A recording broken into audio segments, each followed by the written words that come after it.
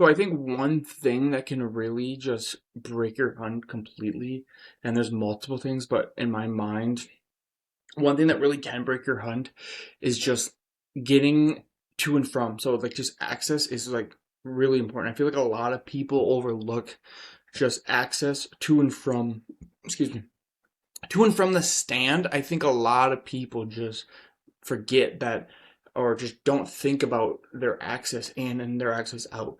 Like if I'm hunting, so like sometimes I hunt at ridges, and I was able to take a deer off of a ridge, the bottom of a ridge actually this year, um, and like that main trail, like I'm not walking that main trail. Like I'm gonna come around that trail. I'm gonna come down the hill where like when I've scouted, like I know that they hit that main trail on the bottom. So I'm gonna come from the other way so my scent isn't laying all on the ground. And I feel like so many people ruin their hunts because they're walking on the main trail or they're walking where the deer are walking and they're just putting their scent out there. Um, I don't know if that really matters if like you're hunting food plots, stuff like that. I don't really hunt on food plots, so I don't know if that really plays a factor. Like if you're hunting, let's say Iowa, Ohio, Kansas, like if you're walking on fields, like I don't really think they care, but I don't know. If you have experience with that, leave it down below. I'd like to know, do they really care? And kind of off the topic, one thing that deer really do not care about that I've heard so many people think is that like they just do not care about like tractors and stuff like that. And so I've heard so many stories of like, oh, we saw this buck here, so we brought the tractor in and hung a set, but we left the tractor running the whole time because they don't really correlate that with danger. And so just doing things like that doesn't really scare them. So like when you're going into your stand, like trying to be all sneaky and it just doesn't sound right to them, that can scare them. But if you can sound like a squirrel or a turkey or sound like wildlife, like they're not gonna be scared. But I feel like us trying to be quiet scares them. I don't know. That's just my opinion. I'd like to hear from you guys, what you guys think down below. And another thing that I think can really make and break your hunt is just wind. Like if you guys are not playing wind right, like you're gonna like wind and thermals. I would say like if you just do not understand that, you just really have to understand how it pulls and whatnot, and knowing that like if you cannot hunt on a south wind, don't hunt on a south wind. Like if your wind is just blowing right down in their face, like it's a big no-no. And I feel so many people feel like they need camo and all this like Sitka, Kuiu. First, they think that they need all this high-end camo, but I think if they just played the wind right and use good access in and out of the stand, I think you would see a lot more deer if you scouted and knew deer were there. And so playing your wind is so important, and just understanding placement. As you can see behind me, I have my Nesta stand.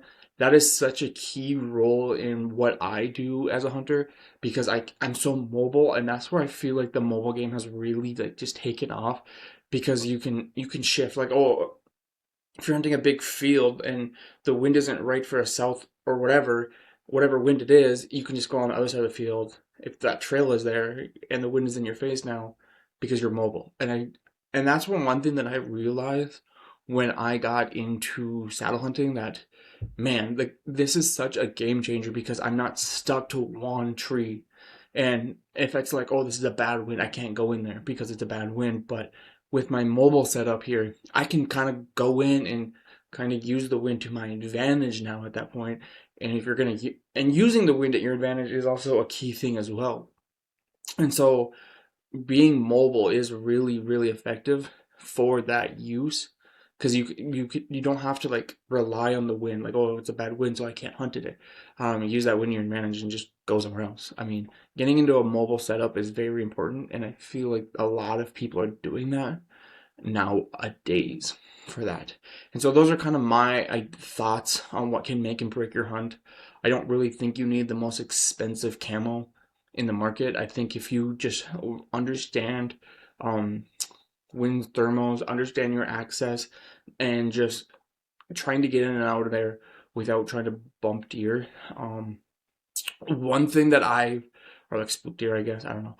But one thing that I've heard and I'm very curious on is that like because I'm sure that like through anyone that's hunted a long, long time, like I'm sure like some doe has blown at you before, and someone said I think it was on the Working Class Bow Hunter. They said that they don't believe that getting blown at by a doe is that big of a deal as we think it is, and I'm curious on like what your thoughts on that are because that could be true. I feel like maybe the does they blow more than we think they do, and we just thought it meant danger. Obviously, it's a very loud noise and it signals danger.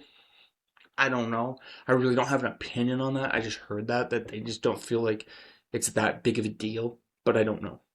And I've heard a lot of different takes on it. I know it's kind of not what I was talking about, but I've heard that when the does when they blow or whatever, they stomp that front hoof and they're releasing glands into the earth, to the ground, whatever, that sense stress.